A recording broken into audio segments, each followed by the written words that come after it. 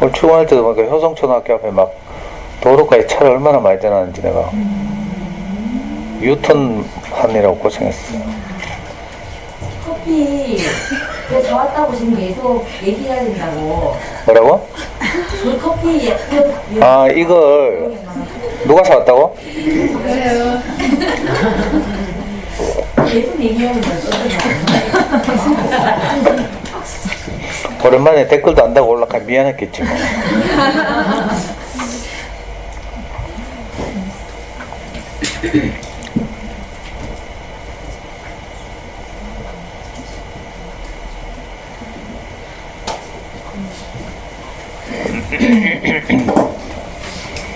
이분은 베트남 호치민에 사는 분이에요. 현nhân 사람.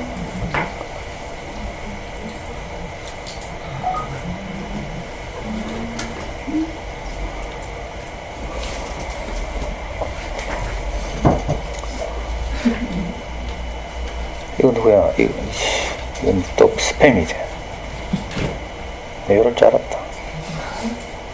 이거 만드신 분 감사합니다. 하게 난 좋아가 봤더만.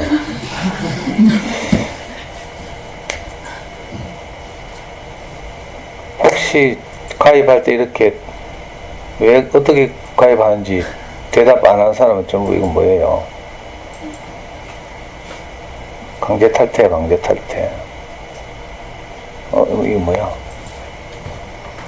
자동응급제가 아니고 강제 탈퇴잖아.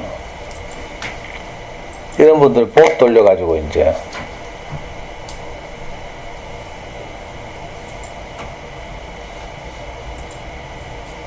이게 교육정보라고?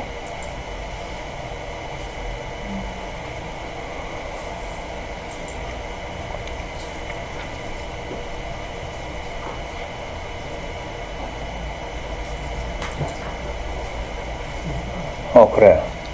저거 어제 네이버 뉴스에 났잖아요. 봤어? 제가 난 게 아니지만 네이버 뉴스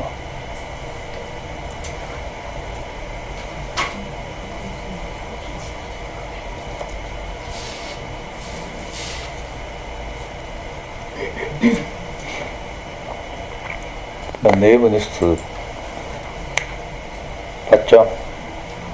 여기 보면 여기 부모교육연구소 김상도 있잖아요. 네? 여기 조그맣게 놨다고 웃는 거야 지금?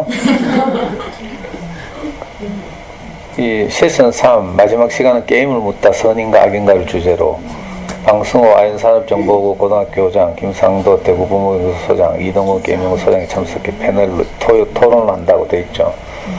신기한 일이에요. 또 며칠 전에는 그 조그만 잡지 좋은 생각이라고 있죠. 거기서 또 연락이 왔어. 뭐 원고 청탁한다고. 실제 있었던 경험이나 뭐 감동적인 이야기 이런 걸 이제 원고지 뭐 5장 반 쓰면 10만 원 준대. 그러니까 제가 문화일보가 취재한다고 할 때는 사실 무시했거든요. 문화일보는 중앙일간지 가운데 요즘 워낙 그래 뭐 이상한 신문들이 많으니까 그렇게 하지만 했죠. 조중동 한경호 이게 6대 신문이에요. 조중동은 다 알겠지. 조선일보, 중앙일보, 동아일보. 한경호는 한겨레신문, 경향, 오마이뉴스, 또 한국일보도 있네. 한국일보 7개. 8번째쯤이 세계일보, 통일교에서 만든 세계일보. 문화일보는 옛날에 현대그룹 정주영 회장이 만든 신문인데 한 9번째쯤이나. 그래서 뭐 누가 보겠나? 요즘 종이신문 거의 안 보죠. 그 종이신문 망해가고 있거든. 그래서 뭐 거의 안 볼 텐데 뭐 취재한다 카노카고 막 이렇게 생각했어. 근데 하여튼 거기에 이상하게 이 보도되는 바람에 이 나비 효과라고 하죠. 그치 비리한 신문에 보도되는데도 그 기업이나 정부나 이런 데서는요 신문의 경중을 가리지 않고 언론 내에서 보도된 걸 다 체크하는 부서가 있어요. 홍보 담당 부서, 미디어 담당 부서 이런 게 있어가지고 그래가지고 저 뭐지? 문화체육관광부에서 연락 왔다 했죠. 장관과의 간담회 하는데 뭐라고. 그때는 내가 바빠서 못 간다 했는데 또 그 사무관이 다시 이 한국 콘텐츠진흥원에 저를 추천해가지고 이분이 평생에 팔자에 없던 게임 관련 토론회 가게 됐어요. 내가 뭐 부캐 관련 토론회 이런 거 같으면 내가 놀던 분야니까 괜찮은데, 그러니까 인생에서 일어나는 일은요 하나도 의미 없는 일이 없다. 전 솔직히 말씀드리면 옛날에 저 서변중학교에서 겨울 방학 직전에 그 중학교 2학년 아이들 대강당에 모아놓고 겨울 방학 어떻게 보람있게 보낼까 하는 강의를 저한테 의뢰해 왔어요. 그 의뢰한 그 선생님이 누군가 하면 잠시 육아휴직 하던 어디 저 북구에 있는 뭐 북대구 초등학교인가 하여튼 정말 가기 싫은 초등학교 멀어가지고 엄마도 많이 안 오고 그런 초등학교에 이제 제가 가서 학부모 연수를 하게 됐는데, 그때 이 서원중학교 선생님이 육아휴직하고 제 강의를 들어왔어요. 들어왔다가 자기 마음이 이제 좋아서 복직한 다음에 자기 학교 중학교 2학년들 대상으로 강의를 해달라고 의뢰가 온 거예요. 그러니까 버릴 일이 하나도 없죠. 그때 서원중학교 아이들한테 제가 이제 아이들 중학교 2학년들 말 안 듣고 막 핸드폰하고 막 안 듣거든요. 그래서 어떻게 하면 이놈들 집중시킬까 하고 고민하다가 제가 이제 남자아이들이니까 아무래도 게임에 관심이 있잖아요. 그래서 내가 게임 관련 이제 검색을 좀 해가지고 그 강의 중간중간에 내가 질문을 하고 맞추면 이제 문화상품권을 주는 거라. 저는 하여튼 어쩌든지 이렇게 누구하고든지 소통하고 싶은 마음이 있어서 원가 생각 안 하고 이제 그때 이제 제가 우리나라에서 막 뜨던 게임이 배틀그라운드라는 게임, 우리나라 아주 무명의 중소기업이 개발해가지고 세계적으로 대박을 낸, 지금은 다시 2위로 내려앉았지만 그 당시에는 이제 불멸의 1위 하던 게임이 있어. 롤이라고, 리그 오브 레전드라는 게임이 있는데 그 게임을 이기고 PC방 점유율 1위를 막 차지하고 있을 때라. 그래서 막 그 게임에 관해서 부랴부랴 검색해가지고 이제 아는 척 하면서 애들한테 질문도 하고 상품권도 주고 이랬어요. 근데 이상하게 그게 계기가 돼가지고 내가 애들한테 미안한 거라. 나는 게임을 사실 하지도 않으면서, 그죠? 게임에 관해서만 이제 아이들과 관심 있는 척하고 이러니까 내가 그 이상하게 마음에 부담이 되고 이래가지고, 그러니까 작년 1월 달에 그 서변중학교 강의를 갔다 오고 나서 제가 처음으로 이 게임을 샀다니까. 32,000원 주고. 이 나이에 그 소위 말하는 처음에 멀미 나더라고. 3D 게임, 3D 게임이라는 것이 마우스를 막 돌리면서 막 입체적으로 이러니까 처음에 멀미 나서 도저히 못하겠어. 그래가지고 그거 꼭 참고 막 견디니까 이제 적응이 되대. 온라인 게임도 처음이고 온라인으로 희한한 놈들 만나가지고 막 욕하는 놈 만나고 막. 근데 너무 재밌어가지고 이제 계속 하다 보니까 희한한 신문에 보도되잖아. 이 나이에 이런 게임 하는 사람이 잘 없거든요. 참. 그 저는 요즘 생각하기에 진짜 그렇구나. 인생에서 버릴 것이 하나도 없구나. 내가 중심이 잘 이렇게 서 있기만 하면 어떤 일도 다 가치 있게 쓰이는 거예요. 이런 생각이 들어요.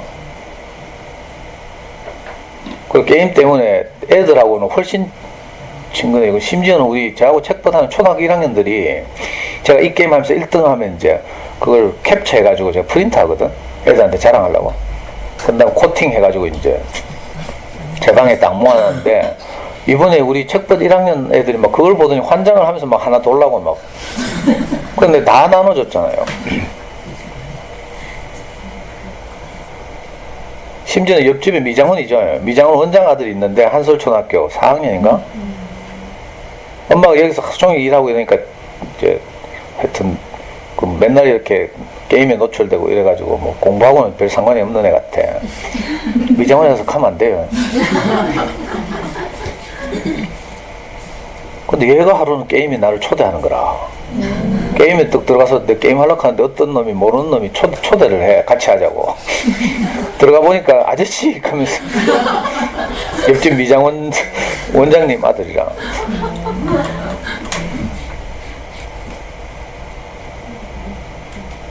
그래가 급기야 이게 신문에 나오고 그 문화체육관광부에서 추천하고 뭐 이래가지고 뭐 서울에 토론회도 하러 올라가고. 난 어떤 일이 벌일지 모르지만 이 토론회 가면 돈 준다는 말도 없어.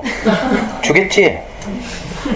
이 한국 컨텐츠 진흥이라는 단체가 법률로 세워진 그 뭐랄까 준공공기관이거든요. 문화체육관광부와 관련 있는. 근데 뭐 오면 뭐 예를 들면 얼마를 준다든지 뭐 이런 말이 있어야 되나. 교통비를 지급한다든지 뭐 그런 말이 없어. 좀 불안하지만 내가 원가를 생각하지 않고 간다니까. 일단 어떤 일이 벌어질지 모르니까. 그리고 또 배틀그라운드 공식 페이스북에서요 저를 또 소개했잖아.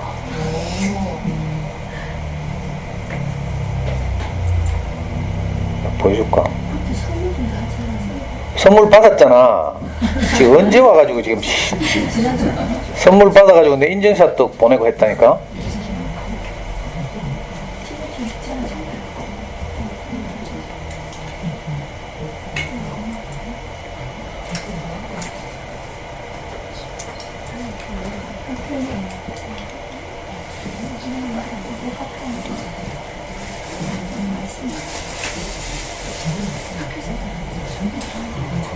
아니 이게 왜 저거 뭐야 내하고 그 저게 안 되지? 어? 이게 뭐라 카노 그거 내 컴퓨터에서 이거 즐겨찾기 해놓으면 여기서도 동시에 되는 거 이걸 뭐라 하지? 왜 그게 안 돼? 이 아줌마들 많아. 제 앞에 앉아가지고 계속 나중에 또 삐질라고.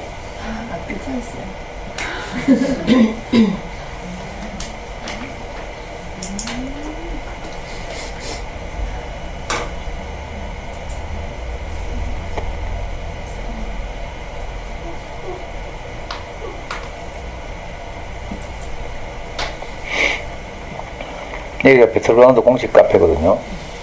여기가.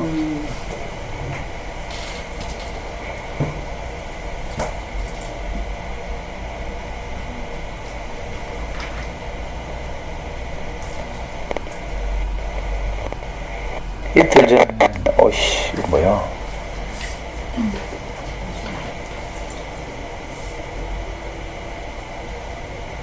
이건 뭐야? 아, 로그인 하라고 뗐다, 씨. 귀찮다. 그렇다고요, 하여튼, 어이씨. 그래요, 갑자기 제 페이스북, 팔로우가 엄청나게 늘고 있어, 젊은 애들이. 전 페이스북 1년 동안 안 하고 있거든요. 하다가 이게 새로운 분들 만나고 하는데 별 도움이 안 되더라고. 전부 지 자랑이나 하고, 뭐, 지 노는 거, 뭐. 인스타그램도 그렇죠.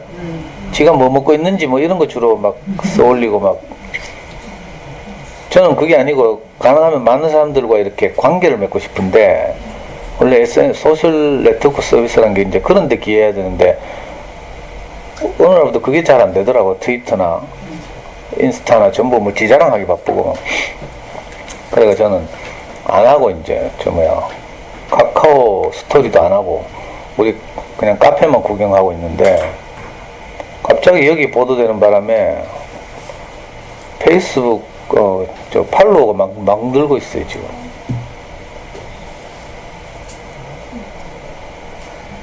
그렇고 그래서 저도 이제 이번 수요일 아까 대청초등학교 어머니 한 번 오셨는데 이번 수요일 대청초등학교 강의를 시작으로 원래 약 30개 학교에서 작년에 70개 학교에 갔잖아요. 근데 이제 교육감님 바뀌면서 교육감님이 이제 그 선거에 출마하면서 이제 일선 학교나 학부모의 여론을 이렇게 쭉 들어보니까 이 학부모 연수 때문에 부담이 크다. 이게 이제 일선 학교 담당 선생님들의 이 좀 하소연이고 엄마들도 작년에 왜 학교에서 15번 연수를 했거든요. 저학년 10번, 고학년 10번, 20번이죠. 그 중에 5번은 통합으로.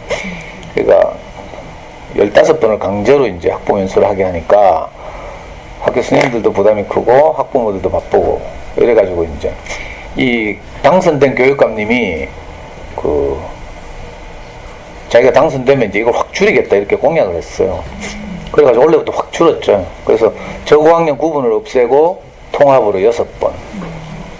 그래가지고 저도 3분의 1로 확 줄었어요.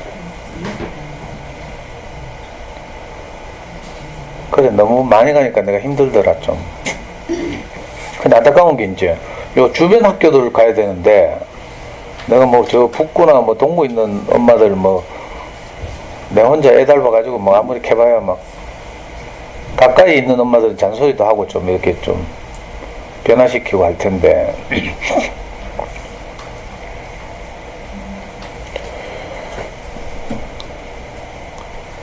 또 뭐 드릴 말씀이 있었는데 거듭 말씀드리지만 제가 그 책을 소개하잖아요. 특히 이제 아이들 보내는 엄마들은 아이들하고 이 책을 그림책을 가지고 꼭 전날 저녁이나 이럴 때 읽어주고 또 엄마 마음을 이렇게 이야기하고 엄마의 경험을 나누고 이런 작업을 꾸준히 해야 돼요. 그래야지 이제 아이들도 엄마가 좋아하는 것에 대해서 아이들도 관심을 가지거든요. 어제 대통령학에서 강의 끝나고 수요일날 어떤 엄마가 질문을 하대요. 이렇게 평소에 아이가 책을 좋아하는데 그래서 그 뭐 쇼핑을 가거나 뭐 어디 여행을 가거나 할 때 차 안에서 뭐 기계가 읽어주는 이런 걸 이제 틀어놓고 이랬대. 그랬더니 아이가 잘 때도 엄마가 읽어주지 말고 틀어달란데. 그러나 거기서는 이제 온유하게 엄마의 마음을 담아서 엄마의 목소리를 읽어주는 게 낫습니다 이렇게 말했는데 속으로는 열이 확 받더라고. 그 엄마들이 아이들과 이제 이렇게 마음을 담아서 소통하고 이런 걸 해야 아이들이 좋은 어린이책에 대해서 관심을 가지게 돼요. 엄마가 관심 없는데 아이들이 좋아할 리가 없죠. 그래서 이건 어쩌면 엄마들에게 부담이 되는 방식일 수 있어요. 제가 책 읽기가 정말 소중하다 이렇게 늘 말씀드리지만 엄마들 뭐 맨날 뭐 자기 꾸미고 뭐 어디 캐바레 놀러 가고 골프 치러 가고 이런 엄마들한테는 좀 미안한 일이죠. 그러면 내 인생은 욕하고 엄마들이 막 욕하더라. 네 인생 내 인생이 따로 있다고 생각하나 봐. 아이를 돌보고 키우는 일도 내 인생의 일부예요. 일부. 따로 있지 않고 내 인생 하면 막 남편 아이 제껴놓고 막 내 혼자 나만의 시간을 가지는 것 이렇게 생각하는데 물론 그런 시간도 필요하지만 우리는 어차피 사회적 동물이고 또 가족관계 사회적 관계를 가지고 사는 사람들이니까 거기서도 의미를 찾으면 버릴 인생이 하나도 없는 거죠. 이게 제 경험이기도 해요. 저는 정말 어둡고 캄캄할 때 제 인생이 완전히 망했을 때 할 일이 없어가지고 아이를 키웠다니까. 학교 가서는 내가 이렇게 말 못하지만 구구절절 말할 수 없어서 뭐 우리 와이프가 아이를 키우는 게 너무 서글퍼 보여서 내가 아이를 뺏어가지고 키웠습니다. 내 학교 가서 익하거든. 사실은 그게 아니고요. 내 인생이 너무 이제 절망적이어서 아무 할 일은 없고 그 당시에 저는 뭐 도박 중독에 막 돈만 있으면 노르마라 하우스 가고 이래야 되니까 이제 다 망했죠. 내 손에 돈 하나도 없고 뭐 그때 전세 살던 집도 전부 사채업자들한테 날리고 그때 암울할 때예요. 심지어는 우리 와이프가 그때 중학교 교사였는데 우리 와이프하고 우리 와이프의 동료 교사들이 제 신원보증을 해가지고 전부 월급 차 들어오고 막 이러던 시기였죠. 그때 지금의 제 스승을 만나게 됐는데 그게 계기가 돼가지고 이제 저는 아무것도 하지 않고 이제 집에서 두문불출하고 와이프가 다행히 이제 학교 교사를 하니까 굶어 죽지는 않고 이러니까 그때 내가 할 게 없어가지고 할 수 없이 한 게 아이 어린이집 보내고 유치원 보내고 이런 거였어요. 그래서 지금 생각하니까 그게 저로서는 참 영문을 알 수 없는 너무 절망적인 그 시기가 무려 10년 이상을 그렇게 했는데 우리 아이 4살 때부터 제가 어린이 서점을 12년 다녔다고 했죠. 12년 다니던 해 우리 아이 중학교 2학년쯤에 제가 다니던 어린이 서점 사장님이 저보고 우리 엄마들 대상으로 강의를 좀 해달라고 부탁을 했어요. 그러니까 약 12년을 아무것도 하지 않고 살았죠. 난 움직이면 사고 치니까. 뭐 저만 그런 게 아니라 여러분들도 그래요. 입만 열면 사고 치지. 애들한테 뭐 한다고 하는 게 전부 애들 마음을 상하게 하고 이렇잖아. 본질적은 똑같아요. 구조적 문제. 근데 그 당시에는 저도 영문도 모르고 이유도 모르고 내가 우리 와이프보다 훨씬 똑똑한데 우리 와이프는 국가에서 인정하는 교사 자격증을 가지고 돈을 꼬박꼬박 벌면서 살고 내같이 이렇게 근데 나는 아무것도 못하고 막 진짜 이상했어요. 파리 날아다닌다?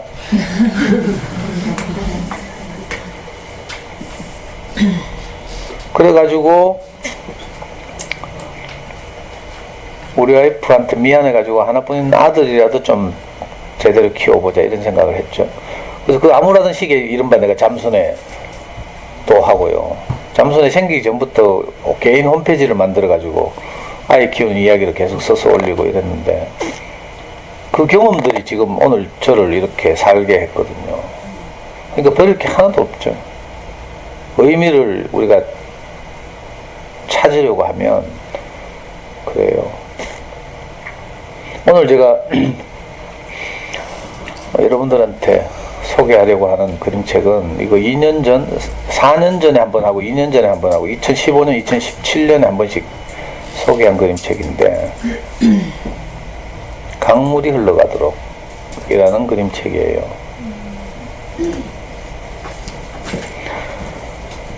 그림책을 가장 이 세계적인 뉴스한 그림책을 가장 많이 번역해서 출판하는 두 출판사 중에 하나가 시공주니어죠. 비룡소와 시공주니어가 거의 독보적인데 물론 다른 출판사들도 있지만 예를 들어 일본의 유명한 그림책을 주로 출판한 출판사 하면 한림출판사 이런 식으로 영미권의 유수한 그림책들을 소개하는 출판사는 시공주니어와 비룡소.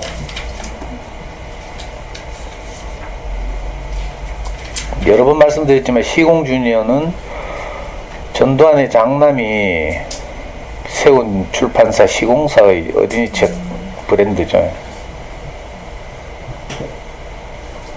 그래서 어떤 분들은 이 시공주니어의 책 소개도 안 하고 막 자기 인터넷 그 블로그나 사이트 이런 분들도 있어요. 저는 실용적이라서 진짜로 제가 대학 다닐 때는 전두환 정권 타도 투쟁을 하고 뭐 국가법 위반하고 막 이렇게 살았는데 아이 키울 때 딱 되니까 있잖아요. 지랄 뭐 전두환 시공주니어가 나발이고 우리 애가 좋아하기만 하면 이상하게 된다니까 이 부모라는 것이. 그래가지고요 우리 애가 좋아했던 많은 책들이 시공사에서 나왔어요. 시공주니어에서 나왔어요. 제가 늘 입이 닳도록 칭찬하는 로알드 달hl 영국의 유명한 동화작가 로알드 달hl의 작품들도 다 시공주니어에서 출판해냈고요.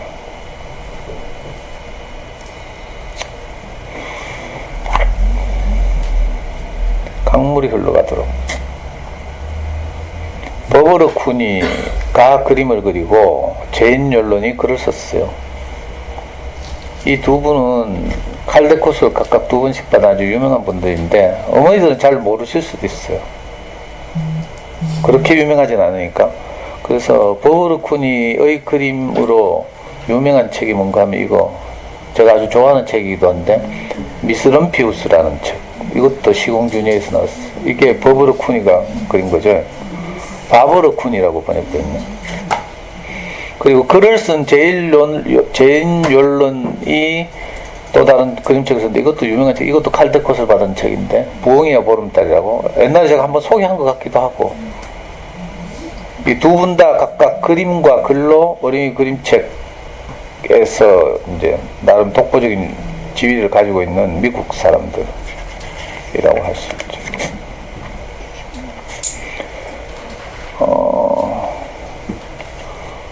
이 책의 배경이 된 곳은 미국의 그 동부, 이거 어떤 지역이라고 부르더라? 뉴 잉글랜드라고 부르죠. 그 보스턴 찾아보자. 엄마들 미국 안 가봐서 보스턴이 어딘지도 모르잖아.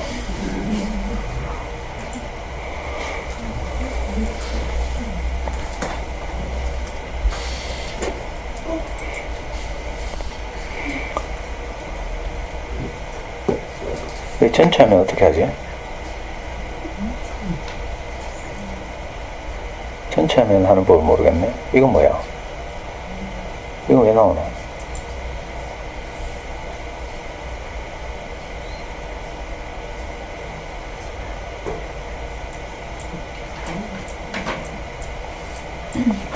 네이버 지도는 안 나오는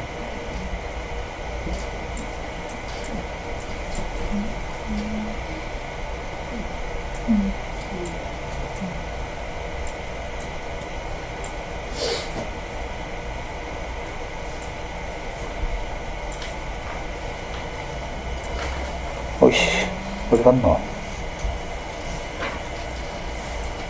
여기 보스턴 있죠? 미국 동북부에. 세계에서 보면 보스턴 차 사건 알아요? 이 보스턴을 건설하면서 보스턴 같은 대도시에 사는 그 사람들에게 물을 공급하려고 상류의 댐을 건설하는 거죠. 저는 옛날에 아주 자세히 찾아보니까 진짜 있던데.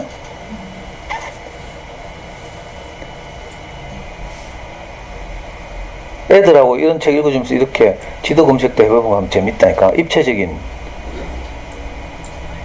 어이씨, 안 보여. 나중에 엄마들이 개인적으로 찾아봐요. 일단 한번 읽어볼게요.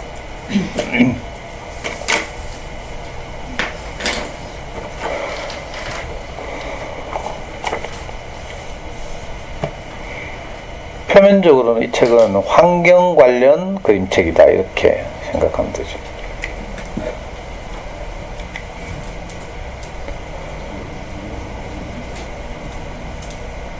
그래, 이 스위프트강 상류에서 실제로 있었던 일을, 그러니까 이 이야기를 쓴 제인 욜런의 어린 시절에 실제로 있었던 사건, 코빈 마을에서 있었던 일을 가지고 그림책을 만들었대요. 작가의 말. 우리 집 가까이 있는 코빈 저수지는 뉴잉글랜드에서 가장 물이 맑다고 소문난 곳이죠. 이곳은 정말 아름답습니다. 하늘 높이 독수리들이 날고 사슴들은 길을 내지요. 그러나 한때는 바위 투성이 언덕이 에워쌌던 스위프트 강이 흐르는 야트막한 골짜기였습니다. 골짜기 마을마다 부지런한 사람들이 거기서 평생을 함께 산 어머니, 아버지, 할아버지, 할머니와 함께 살고 있었죠. 하지만 1927년에서 1946년까지 물이 차올라 집과 교회와 학교, 온갖 삶의 흔적이 영원히 물속으로 사라졌어요. 코빈 저수지 때문에 스위프트 강 마을이 가라앉은 건 그다지 유별난 사건이 아니었어요. 지역 이름만 다를 뿐 물이 필요한 세계 곳곳의 대도시 근처 어디서나 똑같은 일이 벌어지곤 했죠. 이런 저수지들이 생겨나는 건 간단한 일이 아니에요. 협상도 공정하게 이루어지지 않는답니다.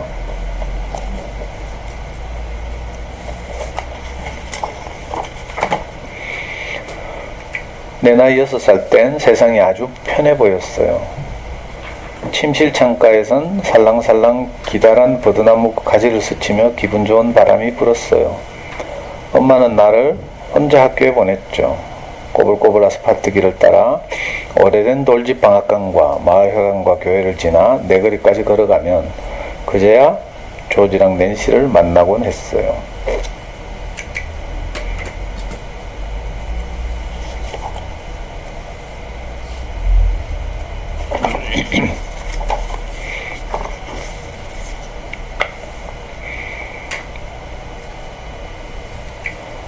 맑은 여름날이면 나랑 조지는 스위프트 강에서 낚시를 하고 놀았어요.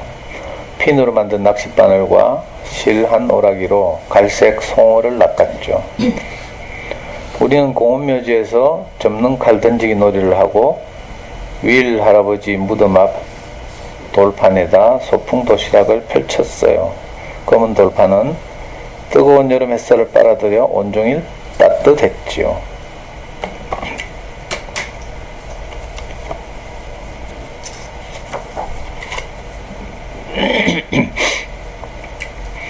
여름날 밤에 낸시랑 난 뒤뜰 단풍나무 아래에 잠자리를 펴곤 했어요. 어둠 속으로 길게 기적을 울리며 레빗 선로를 따라 달리고 멈추는 기차 소리가 들려왔지요. 그 소리에 놀라 아름드리 느릅나무의 올빼미가 나뭇가지에서 떨어지기도 했어요. 우린 자꾸 길어지는 나무 그늘 속에 누워 깜빡 개똥벌레가 어두운 하늘을 나는 걸 봤어요.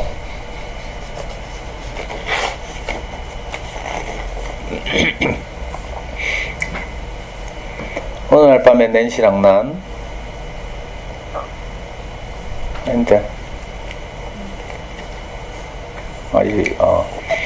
어느 날 밤엔 낸시가 도시에서 놀러온 사촌 사라와 함께 유리병 3개를 가지고 우리 집에 왔어요.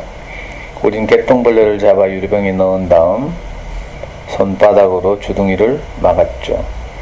엄마가 우리를 보고 다가와 고개를 가로저었어요. 놔주렴 셸리 제인. 난 엄마 말씀대로 했어요. 한겨울이면 아빠는 그리니치 호수에서 얼음을 잘라 날랐고 엄마는 집안의 난로불을 밤낮 없이 활활 타오르게 했어요. 난 오리털 이불 세 채에다 할머니 누비 이불을 덮고서야 잠이 들었죠. 그러고 나서 3월이 오면 우린 단풍나무마다 물통을 걸었어요. 손가락으로 나무의 즙을 찍어서 희미한 단맛을 맛보곤 했어요.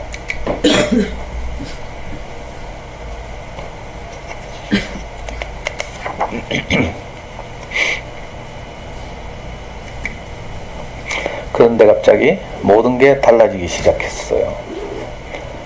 아저씨들은 걸핏하면 마을 회관에 갔어요. 아주머니들도 갔어요. 우리 같은 아이들만 안 불렀죠. 모두 보스턴에서 온 아저씨들 얘기를 듣는 데였어요. 100km나 떨어진 보스턴시에서 물이 엄청나게 많이 필요하댔어요. 아빠 말씀대로라면 보스턴은 오랜 세월 동안 엄청난 갈증에 시달려왔대요. 갈증을 달래줄 물이 없었대요. 하지만 우리가 사는 골짜기엔 물이 있었죠. 좋은 물, 맑은 물, 깨끗한 물, 차가운 물이 낮은 언덕 사이를 쉬지 않고 흘렀어요.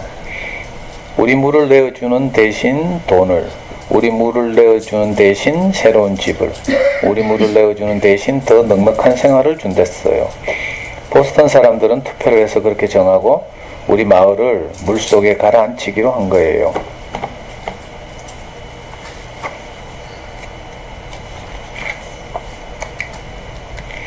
맨 먼저 우리는 무덤을 옮겼어요.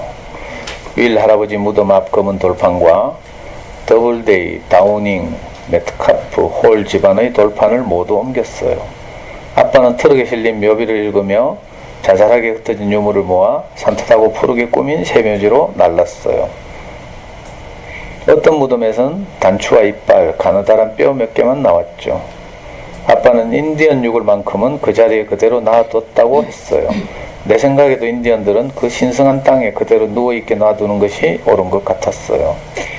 아빠는 잔디 등에가 몹시 지독하다고도 했어요. 그 벌레한테 쏘여서 아빠 눈밑이 물방울처럼 부어올랐거든요.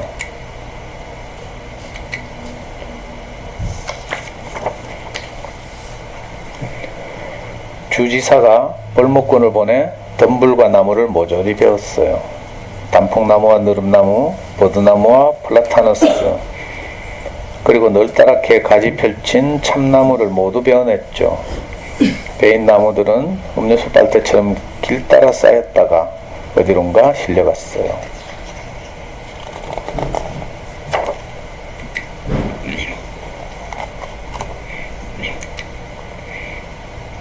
그 다음이 우리가 살던 집 차례였어요. 어떤 집은 불도저가 맡았는데 불도저가 세게 밀면 곧바로 무너졌죠. 바람과 눈과 비를 맞으며 100년 혹은 200년을 걷더니 서있던 집이 말이에요. 조지와 나는 오래된 돌집 방앗간이 무너지는 걸 봤어요. 마침내는 한쪽 벽 창문이 텅 빈 눈동자처럼 뚫린 채 저 멀리 언덕을 쳐다보는 것까지 지켜봤죠.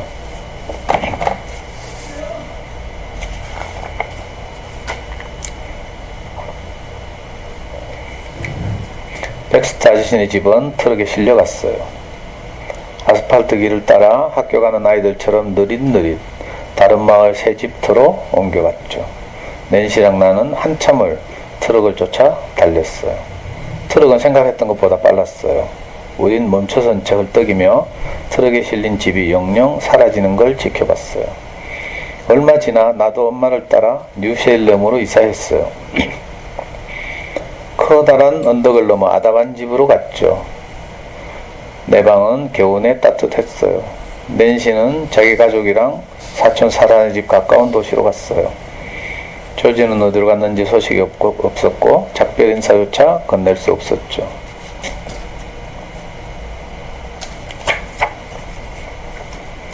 낯선 아저씨들이 커다란 기계를 끌고 나타나 터널과 문을 만들었어요. 윈저댐과 군너 두 개였죠. 아빠는 거의 매주 금요일 오후마다 공사 현장으로 날 데려갔어요. 잘 봐두렴 셀리제인. 가슴속 깊이 우리 마을을 새겨두거라.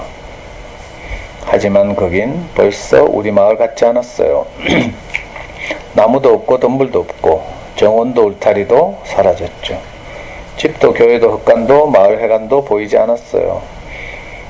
널찍한 잿빛 들판이 펼쳐진 채 언덕 사이로 댐에 뚫린 구멍만 보였어요.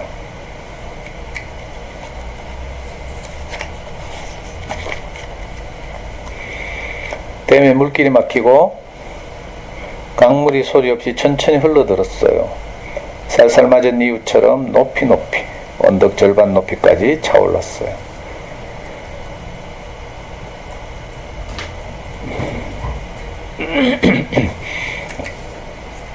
강물은 데이나, 엠필드, 프레스콧, 그리니치 같은 스위프트 강의 작은 마을 여럿을 삼켰어요. 7년이란 긴 세월이 걸렸죠.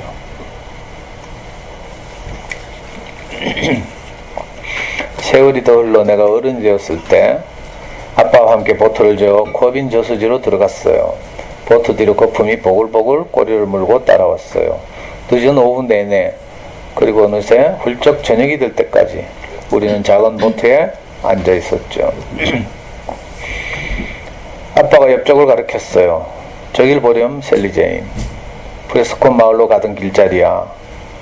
저긴 비버 시내가 가던 길자리고 저긴 네가 세례를 받았던 교회가 있던 자리란다.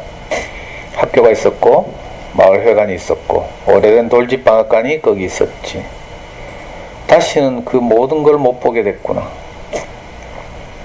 난 아빠가 가리키는 데를 바라봤어요. 아스라의 윤곽이 보이는 것 같았죠. 하지만 옛 모습을 읽어내긴 어려웠어요. 이제 작은 민물고기들이 그 옛날 거리 전부를 차지했고 시골길 위에도 마찬가지였어요. 무지개 송어가 파리를 잡느라 펄쩍 뛰어오르자 동그란 물결 무늬가 아빠가 애써 그린 지도를 지워버렸어요.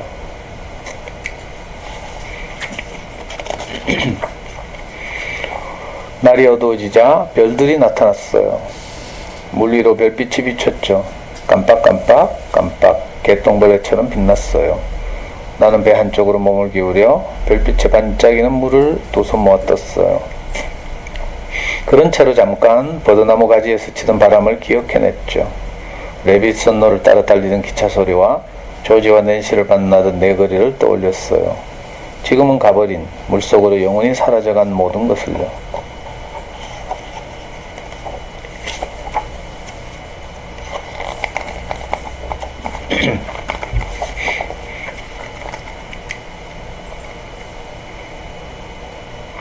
그때 물에 잠긴 세월 저편에서 날 부르는 엄마 목소리가 들려왔어요. 놔주렴 셀리제인.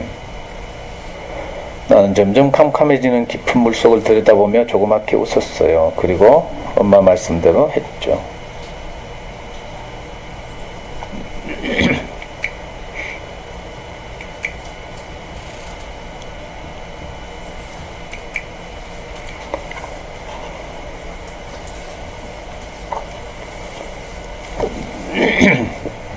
아름답고 서정적이죠.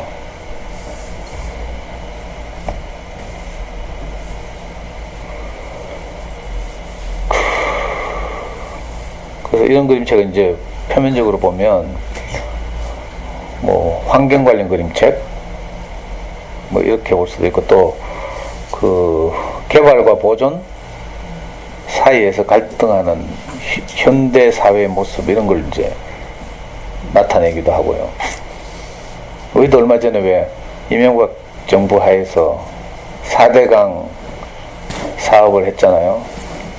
그래서 뭐 주요한 데 볼을 쌓아가지고 우리 대구역 강정보는 유명한 관광 코스가 되고 대구 10경 가더라. 근데 또 환경 이런 걸 중요하게 생각하는 분들의 입장에서는 그것 때문에 막 녹조 라떼가 생기고 하류가 오염되고 뭐 이런 많은 폐해들이 있다고 하고 막 시끄럽죠. 그래서 뭐 볼을 철거하니 많이 하고 지금 막 이러기도 하고. 저도 어릴 때 이제 우리 아이들 데리고 직접 경험을 많이 하기 위해서 그 체험학습을 많이 다녔거든요. 요즘 엄마들은 이제 저보다 더 똑똑해서 체험학습도 정말 다양하게 할 수 있는데 옛날에 우리 아이 초등학교 때 제가 직접 가본 곳이 두 곳 있는데 꼭 이 스위프트강 상류 무슨 뚝? 무슨 댐? 윈저댐? 별로 책에 관심이 없구나. 윈저댐과 무슨 둑이라 했는데 윈저댐과 군너둑이라고 하죠. 그 남한강 상류를 막아가지고 충주댐을 건설했어요. 아주 오래전에. 그 홍수도 조절하고 댐의 순기능이 많죠.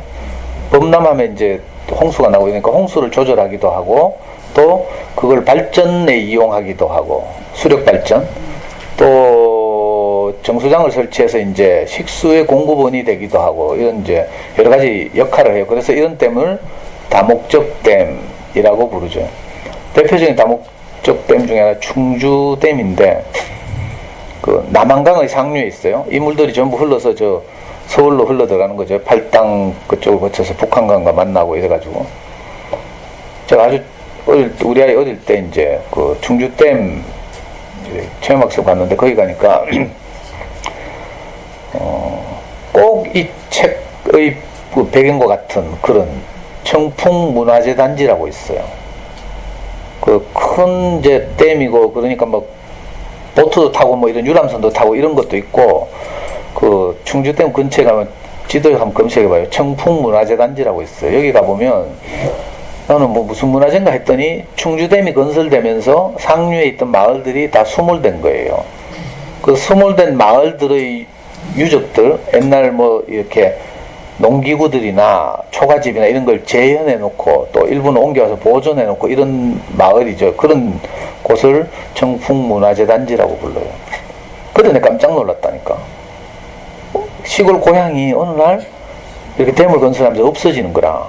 물론 뭐 정부에서 보상하고 뭐 이렇게 옮기고 하죠. 여기처럼. 근데 이제 평생을 조상 대대로 이어서 살아오던 그 고향 땅 행복했던 곳을 하루아침에 잃어버리는 거라. 이 거주민들의 입장에서는 이거 보통 일이 아닌 거죠. 근데 또 전체 국가나 사회 입장에서 보면 개발이 필요하니까 댐 건설이 필요하니까 어쩔 수 없이 또 하기도 하고 막 이런 거죠. 그래서 늘 논란이 되는 이런 문제예요. 또 합천댐도 그렇죠. 여기서 가깝잖아. 합천댐은. 합천댐도 가면 합천댐 문화관, 물문화관인가 있어요. 합천댐 위에 가면 거기 가도 건설의 배경이라든지 뭐 이런 거 쭉 이야기하고 있죠. 거기도 또 상류는 다 수몰되고 이래요. 안타까운 일이기도 하고. 아이들과 함께 이제 그런 이렇게 여행을 하거나 체험학습 같은 걸 할 때 이런 그림책과 연결시켜서 이렇게 이야기도 나눠보고 하면 참 좋죠. 근데 저는 이제 단순히 이제 그런 것 같으면 이 그림책을 여러분들에게 뭐 특별히 소개 안 해도 여러분들이 알아서 찾아볼 텐데 제목이 강물이 흘러가도록 이잖아요. 원래 이제 그러니까 우리 상상력을 이제 비약시켜서 이런 이 표면적인 묘사나 이런 뭐 배경 이런 걸 통해서 이제 우리가 이제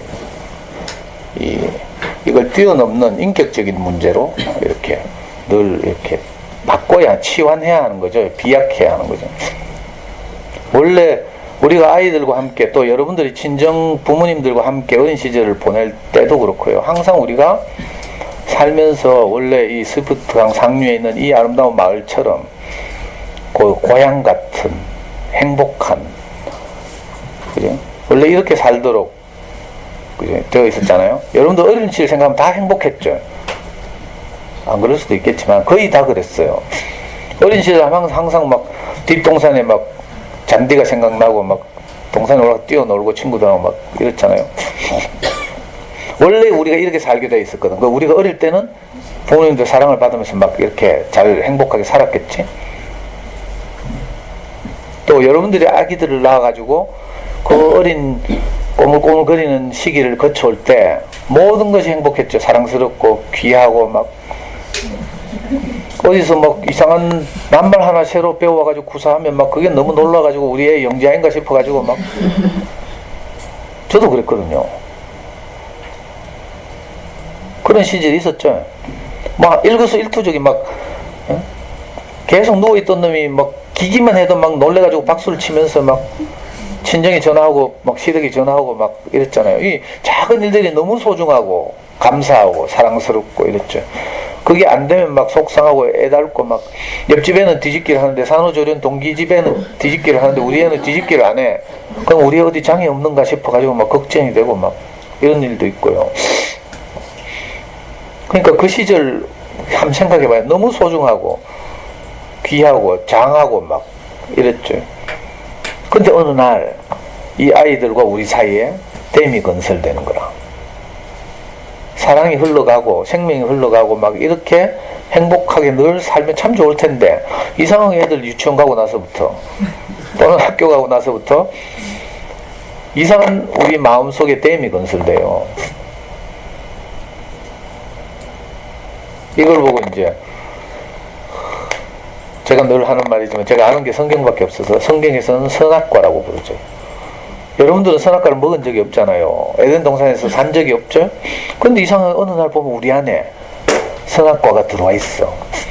선악과를 우리말로 번역해서 선악과 하니까 엄마들은 무슨 보통 일반인들은 무슨 과일인 줄 알아. 그래가지고 뭐 아담스 애플 하면서 남자들 여기 목에 보면 목 톡 튀어나오는 그거 보고 선악과 먹다 걸려서 딱 하기도 하고. 과일을 말하는 게 아니고요. 이 영어 성경에 보면 정확한 번역이 있는데 옳고 그름에 관한 지식, knowledge of good and evil 이렇게 번역되어 있어요. 우리가 경험해 보면 알죠. 자, 선과 악에 관한 옳고 그름에 관한 지식과 정보가 우리 안에 들어와서 어느 날 우리 안에 차곡차곡 쌓여 댐이 건설되는 것처럼. 그래서 아이들을 볼 때도 그죠? 학교 가고 나면 이렇게 해야 되는데 저렇게 해야 되는데 하는 기준과 뭐 이런 것들이 많이 기대가 많이 생기죠. 이게 점점 높아져. 그래서 우리가 아이들을 볼 때 전부 옳고 그름으로 봐요. 옳고 그름이 우리의 생명의 흐름을 막아. 아이들이 정말 어떤 한편으로 소중하잖아요. 그래서 엄마는 너가 참 소중하다 이런 마음이 있죠. 근데 이걸 표현하지 못하도록 하는 무엇이 우리를 막고 있어요. 참 애통할 일이죠. 여러분들 한번 살아봐서 좀 알겠지? 사실은 내 배에서 나왔고 너무 귀했고 하나하나가 사랑스러웠고 이랬잖아요. 저는 뭐 엄마가 아니라서 그 간절한 마음을 다는 몰라요. 아빠들은 보통 어릴 때 육아에는 잘 참여를 안 하니까. 내가 볼 땐 객관적으로 좀 못생겼어. 근데 엄마들은 저거에 안고 와가지고 막 있잖아요. 선생님이 이쁘지 이렇게 해갖고 사람처럼 안 생겼는데도 막 엄마 눈에는 너무 이쁘게 막. 여러분도 깐난하게 나왔을 때 그랬죠? 참 이상하다니까. 이게 생명의 눈으로 보는 거죠. 자기가 낳은 자기 생명의 복제니까 너무 귀하고 사랑스럽고 소중하고 그렇죠. 지금도 물론 그런 마음이 있을 거예요. 근데 너는 사랑스럽다, 너는 소중하다, 너는 참 대견하다. 이 말이 늘 흘러가야 돼. 강물이 흘러가는 것처럼 아름다운 그죠? 이 스위프트 강의 상류에서 골짜기마다 작은 물, 맑은 물, 깨끗한 물, 시원한 물들이 흘러와서 이게 흐름이 돼서 하류로 흘러가야 되죠. 그래야 하류도 이제 그 생명의 공급을 받아서 더 풍성해지고 이런데 제가 해보니까 이상하게 아이를 키우면서 이 흐름이 막혀. 댐이 건설되고 강물의 흐름이 막히는 것처럼. 그 원인이 뭔가 하면 댐이죠. 물이 흘러가지 않는 건 댐이다. 댐은 필요해서 생겼어요. 맞죠? 보스턴이라는 대도시에 물이 공급돼야 하기 때문에 이건 합리적 필요예요. 들어보면 맞아. 그렇죠? 여러분들이 애들 잡을 때 다 이유가 있지. 틀린 말, 엄마들 말 들으면 틀린 게 하나도 없어. 아유, 숙제는 좀 미리 해야 되고, 맞죠? 해치워야 되고. 그냥 마음 편하게 놀고 이렇잖아? 근데 이놈들은 막 질질질질 끌면서 잘 때까지 숙제 안 해가지고 꼭 열받게 만들고 막 아침에 일 나가지고 숙제 허덕허덕 하다 뛰가고 막 그 엄마 뭐라 하는 게 맞지? 뭐 당연하지. 자기 할 일은 미리. 이게 얼마나 여러분들이 40년을 살면서 획득한 이게 옳고 그름에 관한 지식이라는 거야. 난리죠. 뭐 구덴 네빌. 옳고 그름에 관한 지식이 우리 경험과 함께 쌓여요. 들어보면 틀린 거 하나도 없어. 그리고 이건 세상살이 하는데 반드시 필요하기 때문에 우리 안에 생기는 거죠. 그러니까 선악이라는 것은 그냥 생기는 게 아니라 필요해서 생겨요. 근데 문제는 이 선악을 일을 하는 데는 아주 요긴한 거죠. 제가 이제 그 도로교통법 같은 거로 늘 예를 드는데, 도로교통법은 아주 필요해요. 교통사고를 예방하고, 그죠? 이렇게 합리적으로 질서를 지키면서 많은 사람들이, 그죠? 편리하게 살게 하기 위해서 도로교통법 같은 게 있는 거죠. 파란 신호에는 가고, 화살표 나오면 왼쪽으로 돌아가고, 뭐 이런 거 있잖아요. 그거 다 지켜야 되죠. 이게 옳고 그름에 관한 지식이니까. 먹고 사는 데는 반드시 필요하고, 일을 하는 데 필요하고, 이래요. 그런데, 이게 이제 혼란이 오는 게 뭔가 하면, 이게 사람과 사람 사이의 관계에도 옳고 그름을 적용하는 거라. 그러면 이제 관계가 깨지는 거예요. 특히 소중한 아이들과 또는 사랑하고 감사한 우리 친정 어른들과의 관계에서 내가 옳고 그름을 딱 적용해봐요. 그러면 이상하게 관계가 깨져. 생명의 흐름이 막히는 거죠. 마음이 흘러가질 않아. 참 이상한 일이 벌어져요. 공부를 잘할수록 좋잖아? 근데 이 잘할수록 좋다는 건 맞는 말이지만, 그래서 엄마들이 이제 돌아다니면서 소위 자녀 교육에 대한 지식과 정보를 획득하죠. 학원 정보도 얻고, 뭐 공부 노하우도 배우고, 뭐 이렇게 강의도 듣고, 뭐 책도 읽고 하면서. 근데 이걸 우리 아이한테 적용해봐. 그때부터 이제 사고 치는 거지, 사고. 애들은 아직 그걸 해낼 생명이 없어요. 왜 공부해야 되는지도 몰라. 근데 엄마들은 알죠? 왜 공부해야 되는지? 왜 공부해야 돼요? 사실 엄마들도 몰라. 왜 공부해야 되는지. 공부를 잘하면 행복할 거야. 뭐 이런 생각 있다고 생각하고 있다. 공부 잘하는 거하고 행복하고 아무 상관이 없어요. 맞죠? 근데도 속는다니까. 우리가 속아서 이상하게 내가 어떻게 하고 이 아이가, 이 소중한 아이가 행복해야 되는지 몰라. 사실은 모르니까 어때요? 확률이라도 좀 높이자. 확률이라도 높이려면 그래도 지금 할 수 있는 게 공부라도 잘하는 거 아니야? 이렇게 생각한다니까. 이게 다 속는 거라. 행복은 관계 속에서 발생하는 것이라 내가 늘 이 말씀을 드렸어요. 근데 여기에 대한 확신이 없어. 행복은 관계가 좋으면 거기서 발생하는 거예요. 여러분들 한번 잘 반추해보니까 내가 불행하고 속상할 때 언제예요? 어떤 인간이 미울 때라. 특히 소중하게 내하고 함께 사는 사람들이 내 마음에 안 들 때 정말 속상하다니까. 불행하고.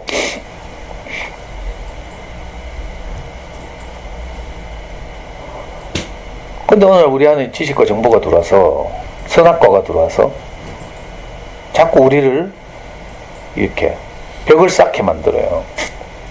그래서 우리 아이들 보고 엄마는 너를 사랑한다, 정말 네가 소중하다, 이거 립 서비스가 아니라 진짜로 진심으로 내 마음에서 우러나서 말 못한다니까. 내 엄마도 시키면 잘 못해. 왜? 댐이 너무 두터운 댐이 건설돼가지고. 댐 한번 가봤어요? 그냥 뭐 좁은 벽이 아니고 댐 보면 댐 위에 막 이만한 길이 있잖아. 요 가청댐만 가도요. 가청댐 위에 가면 댐 위에 평평하게 아주 폭넓은 이렇게 통로가 있다니까. 너무 두껍고 견고하게 이게 쌓인 거죠. 이게 오랫동안 우리한테 영향을 미쳐서. 당연히 다 그러니까. 나만 그런 게 아니고 옆집 옆에 내도 그렇잖아. 그리고 내가 추종하고 다른 언니들도 다 그렇대. 그러니까 나도 무비판적으로 그걸 받아들여서 그냥 막 애들 휘두르고 잡고 막. 오늘 보니까 저는 늘 강의 때마다 말씀드리지만 제가 아버지 없이 자랐잖아요.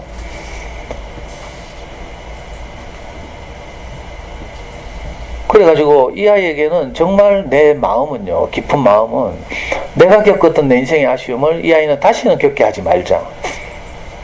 여러분들은 이렇게 좀 비교적 저보다는 좀 잘 자랐을 테니까 저 같은 이런 절망적 경험을 안 했죠.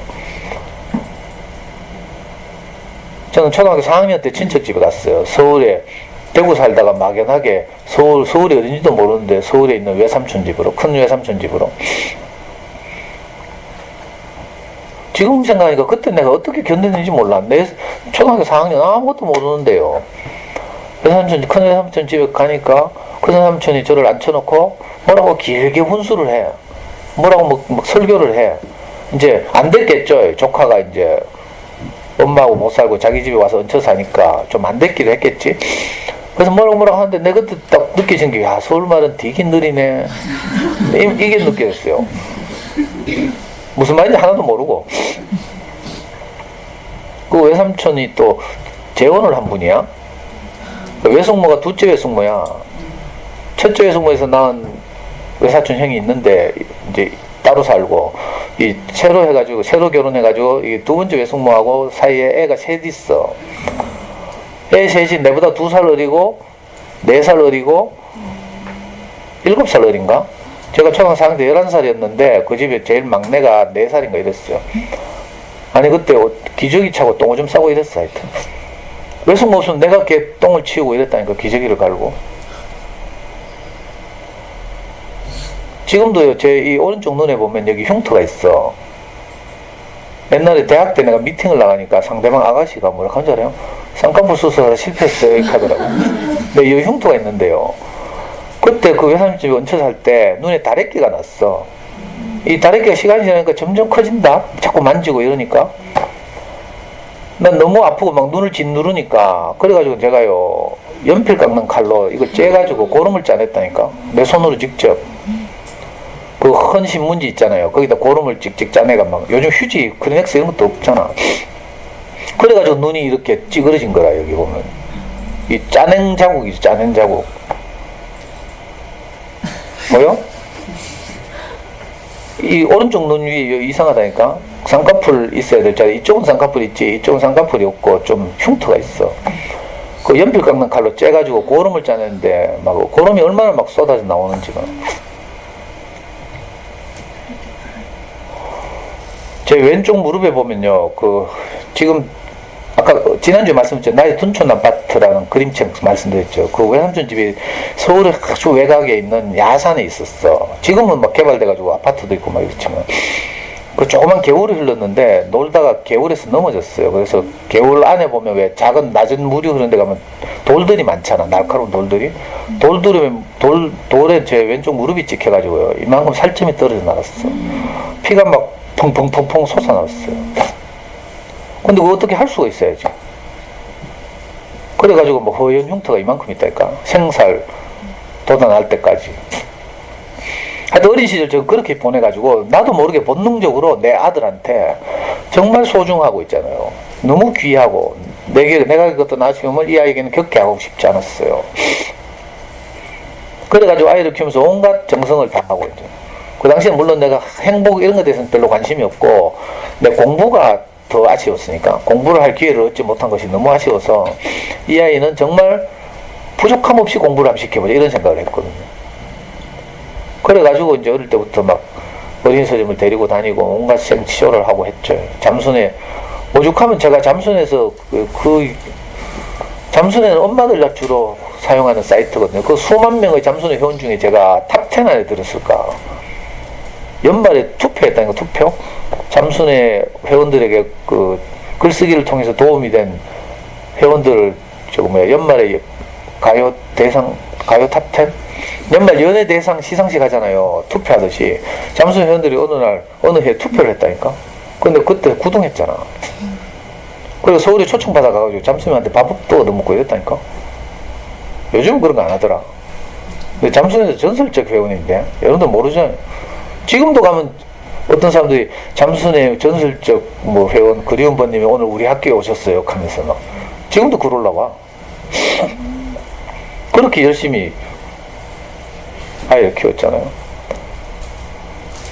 그 처음에 시작은 내가 겪었던 아쉬움을 이 아이는 겪게 하고 싶지 않다 이거였어. 근데 애를 키워갈수록 애 학년이 높아질수록 이상하게 이 마을에 댐이 생긴 것처럼 저 안에도 내 이 마음이 우리 아이한테 흘러가는 것을 가로막는 댐이 자꾸 생기는 거라, 건설되는 거라. 이게 옳고 그름이죠. 자녀 교육에 관한 지식과 정보, 이게 계속 쌓이죠. 저는 자녀 육아서, 대구에, 우리나라에 출판한 육아서 거의 다 읽었다 했죠. 거짓말 아니에요. 뭐 수기라든지 하여튼 새로 출판은 다 읽었어요.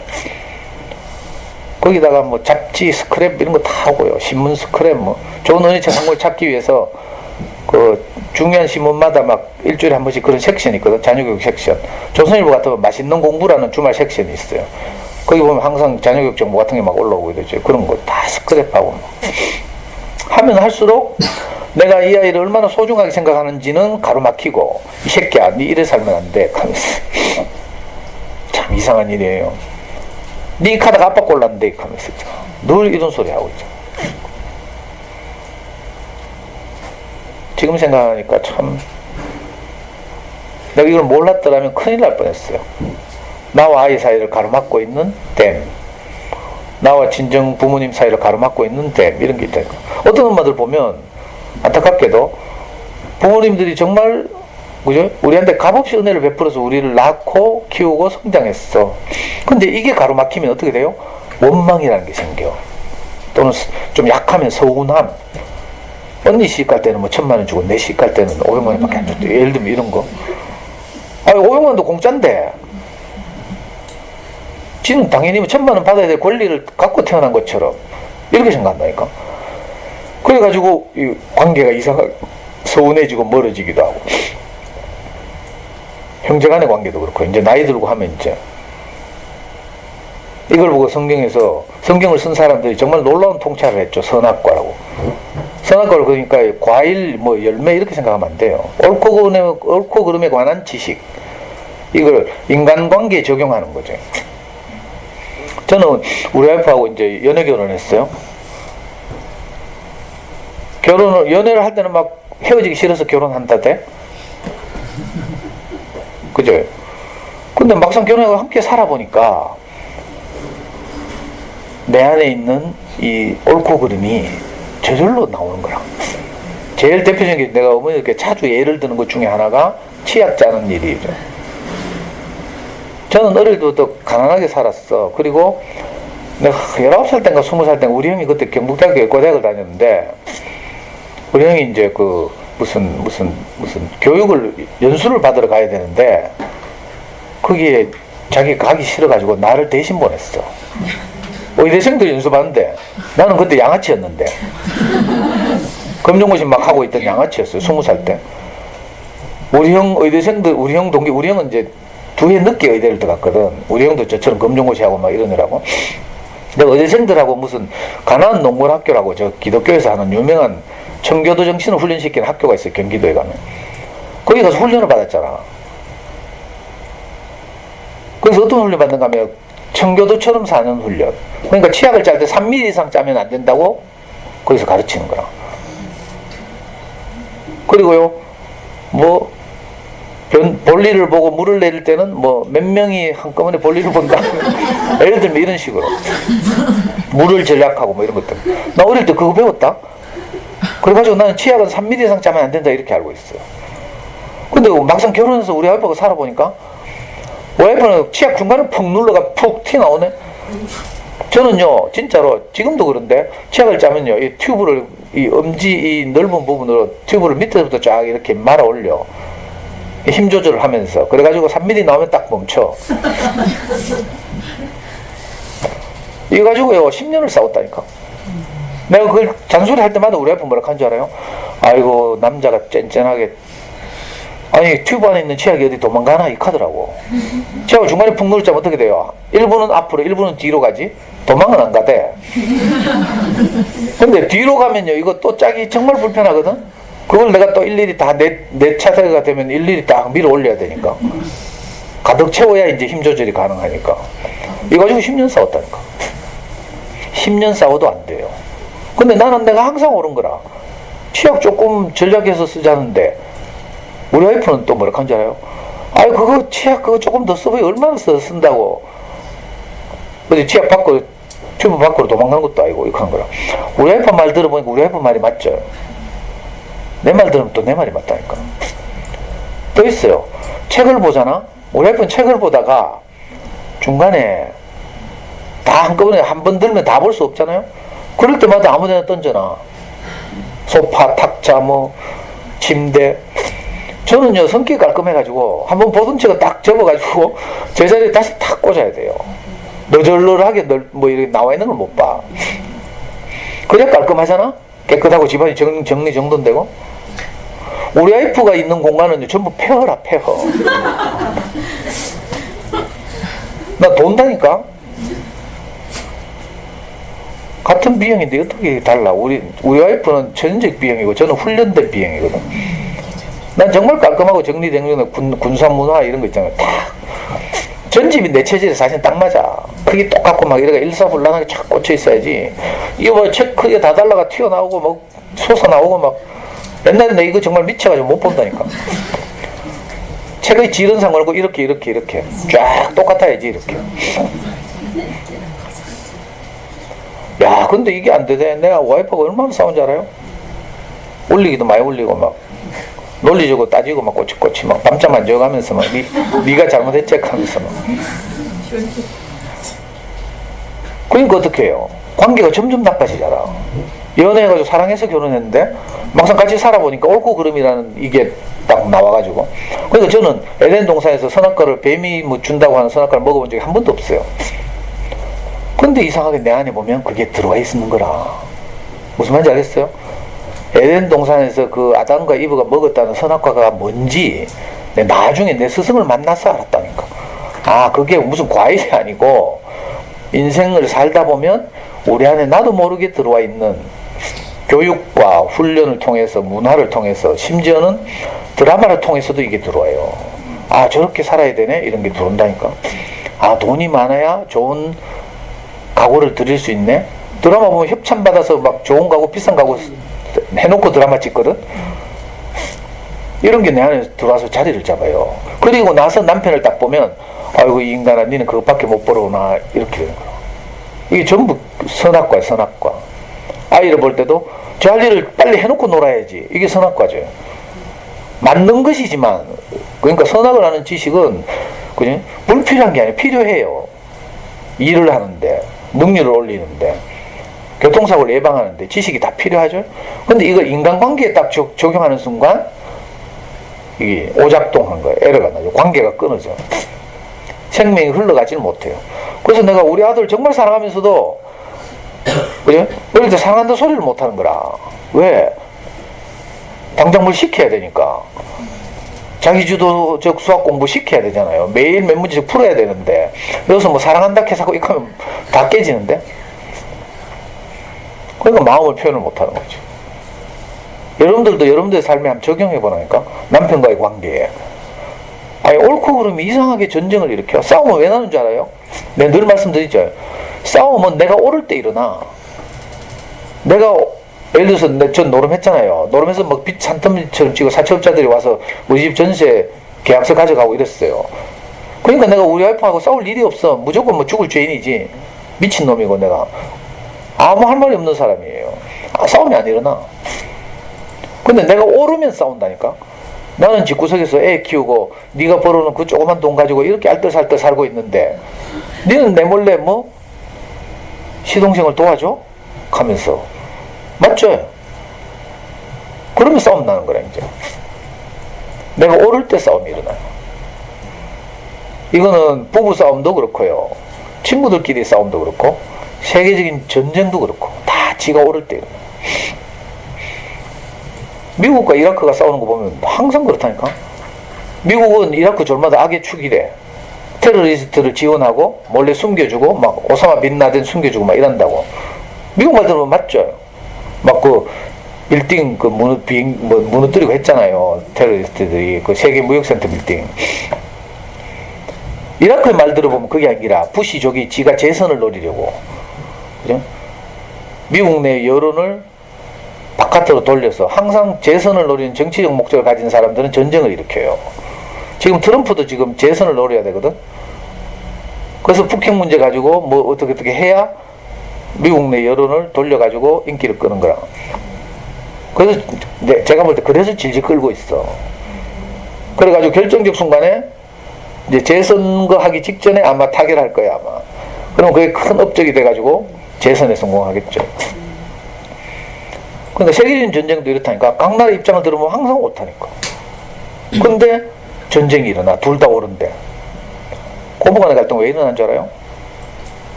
항상 며느리하고 시어머니가 둘 다 옳거든. 우리 집 보면 그래요. 우리 형이 결혼을 해가지고 우리 형수가 시집을 왔어. 우리 형수는 비산동에서 같이 슬럼가에서 같이 자란 이제 동네에서 우리 형하고 연애하고 이랬는데 우리 형수가 시집 오면서요. 우리 완전 그 엄마가 이제 그 혼자 우리 형제를 키울 수 없어서 막 친척집 보내기도 하고 이랬잖아요. 나중에 다시 또 모아가지고 겨우 이제 먹고 살면서 형이 또 금정고시에서 대학을 들어갔잖아. 대학 등록금 낼 돈이 없어가지고 막 그렇게 고생하고 막 대출 받고 막 저도 대학 들어갔을 때 학자금 대출 은행에서 대출 받고 막 이랬거든요.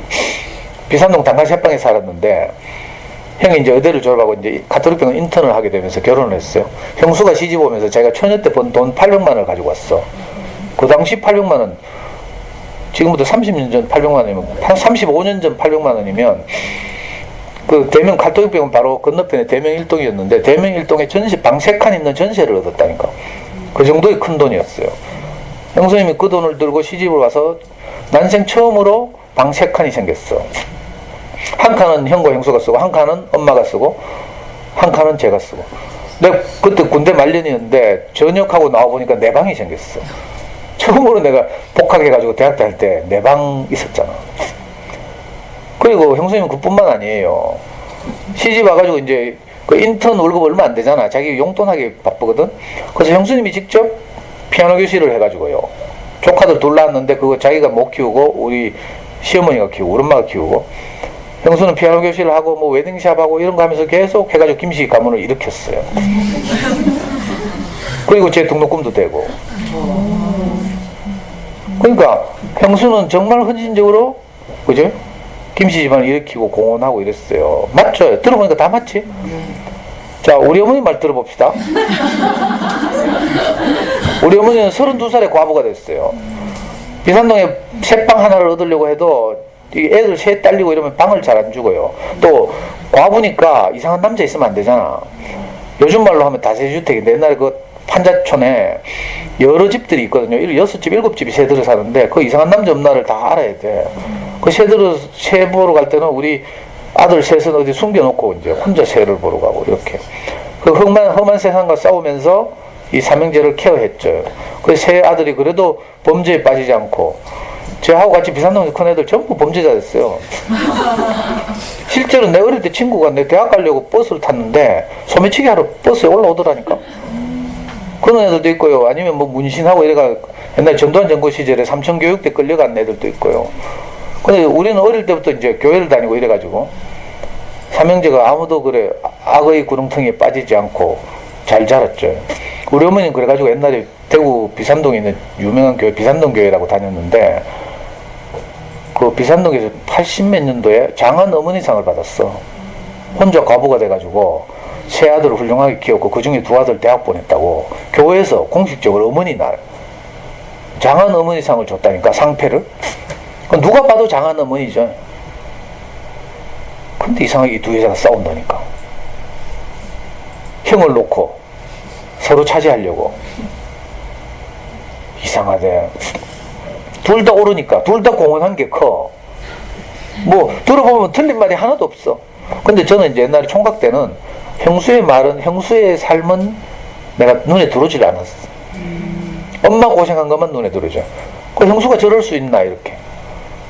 우리 형이 이제 형수를 선택할 때도 그렇고 내가 우리 와이프를 고를 때도 그렇고 엄마한테 잘할 수 있는 여자 이런 생각을 하는 거라. 그러니까 이게 팔이 안으로 굽는다고 편파적이 된 거죠. 그래가지고 제가 막 그죠? 엄마 편을 들고 형수하고 싸우고 막 이래가지고 형수하고 내가 관계가 너무 나빠졌어요. 보통 시동생과 형수 사이는 좋다 하던데 나는 왜 그래 형수한테 찍혀가지고 있잖아. 내 세상에 제일 무서운 사람이 우리 형수예요. 내 어린 시절부터 다 알고 내 비리라든지 뭐 다 알고 있어. 형수 앞에 가면 큰 소리도 못 쳐. 그래가지고 내 형수한테 눈 밖에 나가지고요. 대학 시절에 가출도 하고 이랬잖아. 한 집에 못 살아가지고. 그러니까 오랜만은 또 있잖아요. 그게 너무 속상해가지고. 어쨌든 못난 자식이지만 자기 자식인데 큰 며느리가 저렇게 저를 대하니까 그것 때문에 또 싸우고 막. 그래가지고 엄마도 또 가출하고 막. 그러니까 형이요, 오동나무에 걸린 뭐처럼 이러지도 못하고 저러지도 못하는 거라. 형이 퇴근을 못해요. 퇴근을 하면 있잖아요. 하루는 엄마 방이 현관 옆에 있는 문간방이 엄마 방이었는데 엄마가 일부러 이불 뒤집어 쓰고 있는 거라. 문 열어놓고 아들 퇴근할 때 맞춰가지고. 이게 뭐예요? 내가 니를 어떻게 키웠는데 내가 이래 억울한 대접을 받아도 되나 하면서. 그러면 우리 형 또 가가지고, 우리 형의 인생의 필생의 모토가 뭔가 하면 효도하는 거거든. 엄마가 일생 남편 없이 살았기 때문에 형을 남편처럼 여기고. 그리고 우리 형은 하여튼 어머니한테 효도하는 게 자기 일생의 꿈이에요. 근데 막상 결혼해 보니까 엄마가 그렇게 입을 뒤집어 쓰고 막 속상해하고 있으니까 막 가가지고 어머니 위로하고 막, 그래? 엄마 편을 들잖아요? 그럼 다음 날은 형수가 밤 12시 돼도 집에 안 들어와. 호프집에서 맥주 마시면서 이리 좀 나와봐라. 그럼 우리 형 또 쫓아나가잖아? 쫓아나가서 또, 술주정 다 들어야 되죠. 나를 택하든지 어머니를 택하든지 둘 중에 하나 해라 하면서 형수가. 근데 이미 조카 둘인데. 그래가지고 우리 집은 완전히 풍지박산이 났어요. 형은 형대로, 그 잘 나가는 가톨릭 의대 교수로 내정돼 있었고요. 뭔 소리고? 12시라고?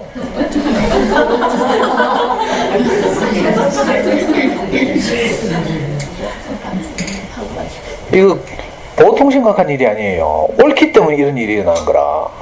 자기 입장에서 옳잖아요. 형수는 형수 입장에서 옳아요. 엄마는 엄마 입장에서 옳아. 그래가지고 늘 갈등이 생기고요. 차라리 어릴 때 비산동 단간 세방에 살 때는 막 고생하고 막 이렇게 살았지만 불행하지 않았다니까. 우리 형하고 저는요, 우리 형 초등학교 6학년 때 저 내당동 옛날에 대형학원이라고 있어요. 내당동에 가면 그 앞에서 번데기 장사하고 이랬다니까. 어떻게 하든지 우리가 먹고 살아야 되니까. 그 설탕 녹여가지고 뭐 이상한 거 만들어가지고 막 포도라 하죠. 이런 것도 하고요. 우리 어릴 때 우리 형하고 제가 형을 도와서 막 그렇게 절박하게 사는데 그때는 불행하다는 생각이 안 들었어요. 관계가 나쁘니까 불행한 거라. 결혼하고 가정이 생기고. 그래 우리 형이 너무 불쌍하다. 우리 형은요, 엄마 편도 못 들고 형수 편도 못 들고 막 조카는 둘이나 생겼지 막 오도 가도 못하겠어. 정말 절망적이었죠. 제가 이거 두 눈 부릅뜨고 봤잖아요. 그 과정을. 저도 우리 형수하고 싸우고 그때도 저도 옳고 그러면서 항상 엄마 편이 돼가지고. 그 형수는 너무 외롭지. 고생들 하는데 이 김씨 집안 저 길에 똘똘 뭉쳐가지고 이렇게 보는 거예요. 형수가 볼 때. 그건 너무 외롭죠. 가면 술 마시고 이제 막 하소연하고 막. 이 절망적이었어요. 우리 집도. 이 옳고 그름 선악과라는 것이 이렇게 무섭다니까. 사람과 사람 사이를 가로막는, 그죠? 오늘 책으로 하면 댐 같은 것이 바로 옳고 그름이에요. 여러분들 조심해야 된다니까. 내가 옳잖아요. 그때 조심해야 돼. 이상하게 내가 옳을 때 상대방과 관계가 나빠져. 지난주에 한 그림책처럼 우리가 연약하고 부끄럽고 결함이 많고 이렇잖아요. 그 누구야? 큐가든에 사는 개처럼. 뭐라고요? 보루카처럼. 그죠? 깃털 없는 기러기처럼 우리도 어느 부분에 있어서 내가 연약하고 부족하다는 걸 알면, 그죠? 오히려 더불어 함께 살기가 쉬워. 내가 상대방을 의지하고, 그죠? 또 상대방이 부족하면 내가 채우고 이렇게 살면 되는데, 내가 옳다, 나는 완벽하다, 뭐. 나는 정말 우리 집안을 위해서 헌신하고 있다. 내가 집구석에 노나 자식 키우고 이렇게 알뜰하게 사는데 네가 그럴 수 있나? 이렇게 하면 이제 관계가 나빠지는 거야. 그건 상대방이 보고 나를 칭찬하고 인정할 일이지. 내가 이런데 이걸 보고 성경에서 자기의라고 해요. 자기의. 자기 옳음. 우리는 끊임없이 자기 옳음을 쌓아서 인정받으려고 하거든. 그래? 그걸 꼭 내가 내 입으로 말해야 돼? 그게 아니고요. 내가 오히려 반대로 상대방을 존중하고 인정하는 것. 이게 필요하거든요. 우리 아이들도 마찬가지인데 니 참 기특하다 이렇게. 내 옳음을 가지고 있으면 니가 뭐 기특해. 숙제도 제대로 안 하는 게. 그죠? 이 옳음이 아이를 그렇게 만드는 거라. 그래서 우리가 계속 막 내뱉죠. 이 댐을 건설하면서 뭐 이상한 많은 일들이 생겨. 그죠? 그런 것처럼. 우리가 내가 가진 기준을 가지고 선악과를 가지고 그걸 끊임없이 내뱉을 때 이상하게 상대방에게는 점점 뭐가 쌓이고 이렇죠. 그래서 소통이 막히고 정말 사랑하고 꼭 안고 싶은데 이게 잘 안 되고 쭈삣쭈삣하고 이렇게 된다니까. 저는 정말 다행히 제 스승을 잘 만나서 이 인생을 불행하게 하는 가족관계를 불행하게 하는 것의 정체를 알았어요. 전 대학 다닐 때 서점을 직접 운영했거든요. 경북대학교 앞에 제가 서점을 만들었어. 운동권 서점이라고. 이념서적을 팔고 이런 서점을 만드는데, 그러니까 서점을 만들면 어떻게 책 많이 읽겠죠. 운동권이 그냥 하는 게 아니고 책 정말 많이 읽거든요. 유시민 봤지? 운동권은 책 안 읽으면 안 돼. 공부를 해야 되거든. 그래서 한국 사회의 어려운 점이 뭔지를 알아야 데모도 하지. 운동권은 전공 공부는 안 해도요. 이 세상 이거 사회과학이라고 하는데 이런 책 정말 많이 읽어요. 옛날에 제가 읽었던 책 중에 그죠? 페다고지, 브라질의 유명한 그 해방신학 전공자들이 쓰는 거죠. 교육 문제에 관한 유명한 전설적인 책이 있어요. 이런 책 뭐 오만 거 다 읽지. 그러다가 제가 급기야는 4학년 때 서점을 세웠어. 경북대학교 동문 앞에. 그것 때문에 나중에 국가본부 위반으로 수배받고 도망다니고 막 잡혀가고 이랬잖아요. 나름 책을 읽었다는 뜻이에요. 철학책도 읽고 뭐 하거든. 근데 어떤 책에도 나와 있잖아. 사람이 어떻게 하면 행복하게 살까? 요즘 들어서 심리학이 좀 이걸 건드리고 있지. 심리학의 한 분야 가운데 가장 요즘 들어서 뜨고 있는 분야가 긍정심리학이라고 했어요. 긍정심리학. 옛날에는 그 프로이트나 칼 융이나 뭐 이런 이제 유명한 고전심리학이라고 하죠. 심리학의 원조들. 이런 사람들은 주로 인간의 어두운 면을 주목해서 연구했어요. 트라우마, 꿈. 이런 걸 연구해가지고 인간의 심층 심리를 이제 파헤쳐가지고 어린 시절에 어떤 상처를 받았기 때문에 어떤 트라우마가 있기 때문에 어떤 뭐 어쩌고 저쩌고 뭐 이런 그 부정적인 면을 파헤쳤죠. 근데 대책은 없어. 그래가지고 어느 날 유명한 미국의 심리학자 마틴 셀리그만이라는 심리학자가 지금 몇십 년 전인데 벌써 미국의 심리학자 대회에서 이 사람이 주창을 했어요. 지금까지 우리 심리학자들이 너무 인간의 부정적 정서에 주목해서 연구해 왔는데 앞으로는 인간의 긍정적 정서에 좀 주목해서 연구합시다. 이렇게 해서 이 마틴 셀리그만의 주장에 동조하는 많은 현대 심리학자들이 생겨났어요. 그래가지고 새로운 심리학의 한 분야가 생긴 거죠. 이걸 긍정심리학이라고 불러요. 그 긍정심리학의 우리나라 최고의 대가가 서울대학교 심리학과의 최인철 교수죠. 서울대 심리학과 부설 행복연구센터 소장하고 있어요. 유튜브에 또는 세바시에서 행복에 관한 강의 많이 하죠. 최인철이라고. 최인철이 순체폭하잖아요. 머릿말에. 자기가 행복에 대해서 수십 년 동안 연구해왔지만 내 행복이 진전된 것은 하나도 없다. 이렇게 해요.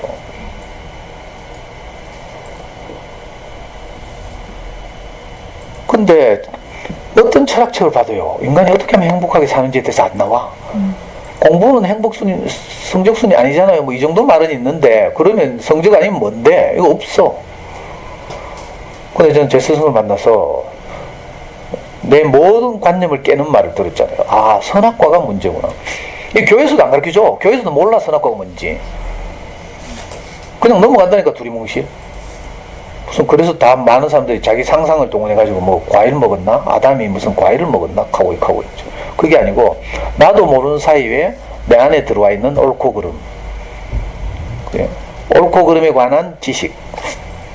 이게 들어와서 이걸 계속 발동하죠. 살면서. 특히 소중한 사람들에게. 그러면 어떻게 돼요? 관계가 막혀요. 그 아이들한테 사랑한다 소리를 못하는 게 그거라. 사랑한다 칼락하면 어떻게 해요? 큰 사고를 하면 쳐야 사랑한다 하지. 평소에는 못 하잖아. 근데 큰 사고를 하면 치고 막 반 죽일 듯이 잡아놓고 밤중 되면 좀 이제 그때 돼서야 이제 드디어 댐이 무너지고 저 내 밑에 깔아앉아있던 어떤 마음이 이제 슬슬 올라오죠.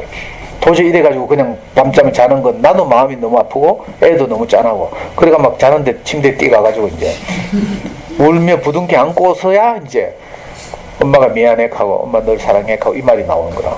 그 댐이 무너지는 데는 보통 지금 4대강을 지금, 4대강 보를 해체하려고 하니까 4대강을 건설하는 것보다 돈이 더 많이 든다잖아. 지금 그거 큰일 났어요, 지금. 하류는 오염되고 있죠. 생태계에도 많은 변화가 있죠. 그래서 지금 진보적인 정권에서는 저거 없애고 싶은데 없애려고 해도 쉽질 않아. 이 해체 비용이 너무 많이 드니까. 우리도 우리 안에 있는 옳고 그름 때문에 관계가 막히잖아요. 이걸 해체하는 데는 많은 비용이 지불된다니까. 이 비용이 뭐예요? 선악에 대한 죽음, 옳고 그름에 대한 내 죽음이 필요하다니까. 이 쉽지 않죠. 그러니까 강의를 계속 듣다 보면 내가 죽는다는 게 무엇인가를 여러분들이 감으로 잡아야 돼요. 저도 이걸 말로 설명하기 어려워요. 그래서 지난주인가 지지난주에 제가 우리 아이 앞에서 어떻게 내 죽음을 지불했는가를 내가 막 울면서 이야기했죠. 이런 사례를 들으면서 이렇게 알아가야지.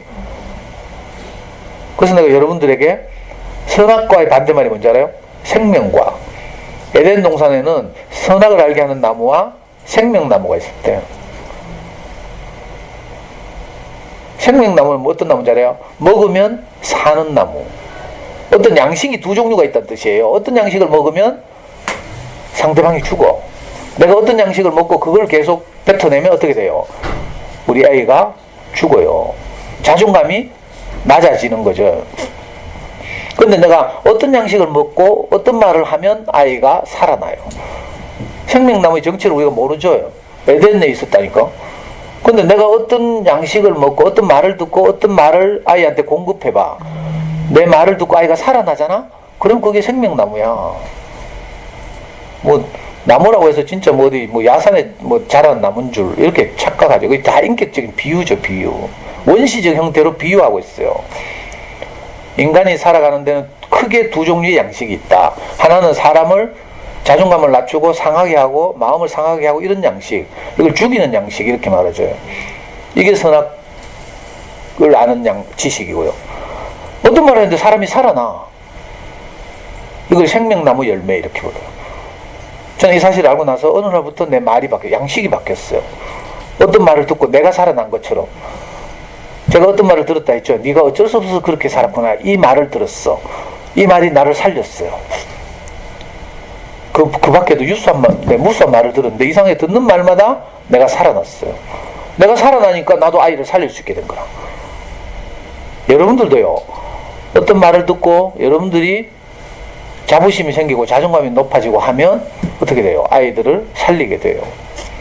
근데 내가 일단 상태가 안 좋으면 애한테 내뱉는 말 다 이상한 말이죠. 엄마가 정신적인 상태가 짜치고 쫓기고 속상하고 이러면 제일 만만한 게 애잖아. 애한테 다 그걸 그대로 유전한다니까. 그래서 어떤 말을 듣고 사는 게 굉장히 중요하다고 했죠. 사람은 떡으로만 사는 것이 아니라 어떤 말을 듣고 사는 존재, 음식만 먹고 사는 존재가 아니라 어떤 말을 듣고 지지와 격려를 받고 거기에 힘입어서 내가 또 사는 거라. 용기를 내고. 겠죠? 그래서 저는 이렇게 유튜브 듣고 저한테 가끔씩 가입 인사를 쓰거나 댓글 다는 엄마들 보면 너무 고맙다니까. 그게 내 양식이 되니까.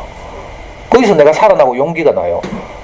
어떤 때는 저도 자존감이 낮을 때는 아이고 내 말을 누가 듣겠노 하면서 맨날 알람이나 울리고 빨리 끝내라 하고 근데 이런 생각이 있다니까.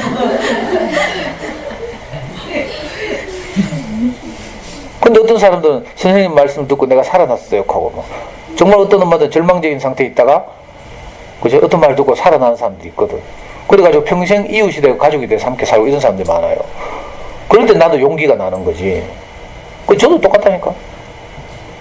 이걸 보고 화답이라고 하죠. 화답. 저도 우리 목사님 말씀 듣고 늘 화답하잖아요. 지금은 목사님 이제 돌아가실 때 다 돼가지고 이제 말씀도 못하지만 제가 목사님 말씀 25년 전에 들었는데 제 인생의 스승님을 만나가지고 그 사건 때문에 그때부터 정말 내 인생이 들을 때마다 살아나더라고. 그래서 저는요 넘치도록 화답했어요. 어떤 때는 내가 앉아있다가 저 운동권 출신이잖아. 나는 앞뒤 뒷대 앉아. 어떤 말씀을 듣는데 내가 너무 막 벅차고 있잖아요. 감동이 되는 거야. 그럼 저는요 그 자리에서 벌떡 일어나서 손 들고 있잖아요. 순서 기다리고 목사님 말씀 다 끝나고 기도해 이런 건 나 못 기다려. 바로 막 손 들다가 목사님 하면서 있잖아요. 정말 어느 날은 어떤 말을 듣는데 내가 감동이 와가지고 목사님 저도 목사님처럼 살고 싶습니다 하면서 할 수만 있으면 내가 내 자격으로는 내가 그런 꼬라지가 못 되지만 목사님 말씀 들으니까 너무 진실하고 사람이 저렇게 살아야 되는 거 이게 보여가지고 우리 목사님 그때 무슨 말 했는지 알아요? 자기는 여기 있는 모든 사람이 예수를 버리고 떠나더라도 나는 예수를 따를 수밖에 없대. 그 이유가 뭔가 하면 예수가 나를 뭐 천당 보내줘서가 아니고 그죠? 예수가 가장 진실했기 때문에 그렇다는 거야. 사람이 마땅히 진실하게 살아야 되지 않겠냐고. 자기는 진실하게 살고 싶어서 예수를 따른대. 하나님이 있는지 없는지도 모른대. 그 말 듣는데 내가 너무 솔직하더라니까. 하나님 본 적이 없으니까. 뭐 이상한 소리 듣고 뭐 정신 창난 같은 거 하고 하나님 봤다 해사고 막 가끔씩 뭐 이상한 소리 하죠. 외국어 같은 방언이라고 하는데 기독교에서 으악 하면서 혀가 꼬여가지고 막 익하고 막 하나님을 경험했다, 성령을 경험했다 하고 이지랄 한다. 그건요 꼭 교회 안 다녀도 돼. 이상한 거 뭐 이런 거 뭐 이 약간 이렇게 쪼그리고 앉아가 이거 항아리 이거 안고 있듯이 이런 자세로 계속 있으면 몸이 주르륵 떨리잖아. 이런 거 알아요? 기가 발생하고 막 기공 같은 데서 이런 거 한다니까. 그럼 몸이 덜덜덜 떨려. 뭐 이상한 짓도 많이 있는데 그게 아니고 정말 사람이라면 마땅히 그렇게 진실하게 살아야 해서 자기는 예수를 따른대. 그리고 우리가 다 자기를 버리더라도 자기는 그 길을 갈 수밖에 없대. 와, 그 말 듣는데요. 내가 너무 감동이 돼가지고 그 자리에서 벌떡이 나가겠다니까. 할 수만 있으면 저도 목사님처럼 살고 싶습니다. 그때는 제가 그럴 사람이 못 됐거든요. 제가 젊을 때고 30대고 이래가지고 그 말을 내 입으로는 못해 부끄러워서. 근데 진짜 뭐에 감동을 크게 받아가지고 내가 그렇게 말했거든. 근데 이상하게 말이 시된다고 조금씩 내가 그렇게 목사님을 닮아가더라니까. 어떤 말을 들으니까 그렇게 되는 거죠. 내가 어떤 말을 들으면요 우리 아이한테 하는 말이 달라져. 여러분도 금요일 되면 집에 가서 좀 말이 달라지죠? 약발이 며칠 안 가서 그렇지? 근데 그죠? 이게 꾸준하게 생명은 시간을 경과하면서 자라는 거거든요. 우리 아이들 봤죠? 시간이 흐르면서 어쨌든 생명이 자라. 여러분들이 잔소리 안 해도 다 알아서 자란다니까. 보니까 막 옛날에 내가 자퇴 상담했던 이런 놈들이 있거든. 골 때리고 막 이런 애들 있어. 다 멀쩡한 청년 돼가지고 있잖아요. 아이돌처럼 돼 있다니까. 어릴 때는 코 흘리고 공부 못하고 있잖아. 막 사고치고 엄마 막 피똥 싸면서 상담하러 온 애들이 나중에 되면 뭐 자기는 모델학과 지망한다 하면서 막 어디서 뭐 다이어트 해가지고 모델처럼 꾸미가 된 게 지금. 애들은 다 멀쩡하게 자라게 돼 있어요. 우리 걱정 안 해도 돼. 왜? 생명은 자라도록 되어 있으니까. 이 생명의 그 속성이 그렇죠. 생명이라는 씨 안에는 자람이 약속돼 있어요. 그냥 걱정 안 해도 돼. 그리고 인격적으로도 우리가 어떤 좋은 말을 듣고 행복하게 하는 말을 듣고 있으면 나도 점점 자라죠. 그러면 내 안에 있는 댐이 무너져요. 그리고 이상하게 내 안에서 나오는 말들이 사람을 살리게 돼. 저는 지금 생각해도 내 인생이 신기해요. 옛날에 저는 입만 열면 사람을 죽였거든. 상처. 우리 와이프는 뭐 내가 입만 열면 상처받는다니까. 근데 요즘 어떤지 알아요? 내가 입만 열면 사람이 살아나. 신기하죠? 나도 기적 같아. 어떤 사람들이 나한테 상담하러 오잖아요. 어떤 막 힘든 문제를 들고 와. 나도 처음에 들을 때 아이고 저 문제를 내가 어떻게 도와주겠노 싶어. 근데 다 듣고 나서 내가 무슨 말을 해요? 하다 보면 이상하게 사람들이 좋아해. 이유는 하나밖에 없어요. 저도 어떤 양식을 먹었거든. 자, 여러분들은 친정어머니한테 태어났죠? 그래서 분명히 어릴 때는 뭐 오줌 싸고 막 기저귀 뭐 했을 거라. 그리고 막 양치도 안 하고 머리도 안 감고 이렇게 살았을 거라. 근데 20살 넘어가니까 뭐 알아서 꾸미고 화장하고 했죠? 나중에는 뭐 남자 만나가지고 알아서 결혼했죠? 그러니까 어떻게 해요? 애 낳지. 나는 친정어머니부터 나아졌는데 오늘 내가 생명이 자라면 내가 또 아이를 낳는 거라. 이게 생명의 유전이죠. 그러니까 우리가 자라면 우리 아이들에게서 그죠? 무엇이 나온다니까. 내가 어떤 말을 하게 되면 아이들이 살아나는 반응이 일어나요. 그럼 우리가 하잖아. 우리는 심심하면 해요. 이번에도 했다 했지? 아빠 엄마 나는 정말 행복한 사람인 것 같아. 이런 말을 29살 청년이 한다니까. 립 서비스가 아니고 진심으로. 집에만 내려오면 애가 하는 말이 뭔지 알아요? 우리 가족이 어떻게 해서 이렇게 행복하게 됐을까 하면서 우리 애가 그 행복을 누리면서 늘 이렇게 말해. 왜? 아빠 엄마 안에 선악과가 없거든. 사실은 엄마 안에는 좀 있어. 엄마 엄마는, 우리 와이프는요, 자기도 모르게 아이한테 어떤 말을 하는데 그게 아이한테 부담이 되는 말이라. 자기도 몰라. 이게 선악관이 생명관이 모르거든 아직. 우리 와이프 솔직히 그래서 가끔씩 우리 애가 와이프한테 버럭해요. 왜? 지가 좀 부담이 되거든. 엄마는 그냥 하는 말인데 그게 다 잔소리거든. 왠 줄 알아요? 양식이 그래서 그래. 우리 와이프는 내하고 같은 교회를 똑같은 세월을 다녔는데도 주로 가십거리에 관심이 많다. 누가 누구하고 연애를 한다면 누구하고 이혼했다더라. 주로 가십에 관심이 많고, 저는 나를 살리는 말에 관심이 있어요. 이 차이라. 그래가지고 참 신기하죠. 천연적 기질은 우리 와이프가 훨씬 나아. 온순하고 부드럽고요, 선하고. 저는 안 그렇잖아요. 까칠하고 짜증 잘 내고 신경질 잘 내고. 천연적으로는 제가 우리 와이프 발꿈치도 못 따라가요. 우리 와이프 요 동고등학교 교사할 때 있잖아요. 애들이 엄마락 했다니까? 우리 와이프 보고? 학생들이? 왜, 입학식 이럴 때 담임선생님 소개하고 하잖아. 우리 와이프가 소개되잖아요? 그러면 직전 학년 담임했던 학생들이 우리와 같이 박수를 보낸다니까? 무슨 말인지 상상이 돼요? 그렇게 인격적이야. 사임당 같다 하고 이간다니까. 근데 표면적으로 이렇게 선해도 양식이 다르면요, 부드럽게 말하는데 그게 부담이 된다니까, 상대에게. 근데 저는 거칠게 말해요. 난 세련되게 교양이 없어. 내 교양만 있었어도 세상에서 출세했을 가능성이 높아. 진짜 나 이게 안 돼. 근데 거칠지만 이상하게 내 안에서는 판단이 없어요. 내가 판단할 자격이 없거든. 그죠? 내가 세상에서 버림받은 사람이고 세상에 나를 쓸모없다고, 그죠? 포기했잖아요. 난 아무것도 못했거든. 그러니까 내가 누구를 판단할 수 있겠어요? 내보다 못한 사람이 없는데?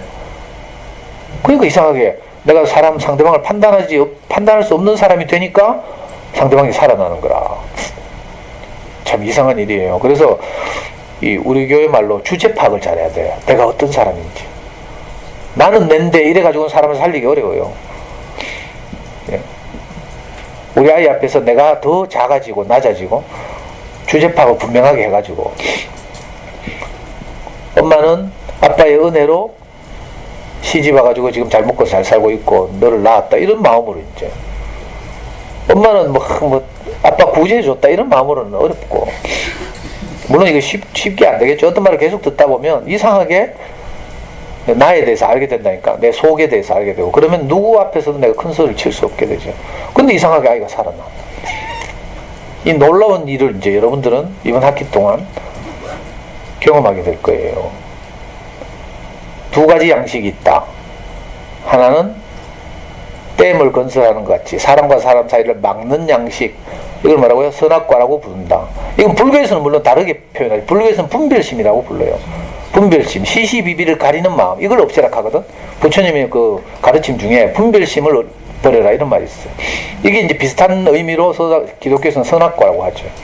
옳고 그름을 가리는 것이 관계를 망친다. 댐을 건설하는 것처럼, 그래서 강물이 흘러가지 못하게 하는 것처럼 우리 마음이, 우리 생명이 아이에게 흘러가지 못하게 막는 거죠.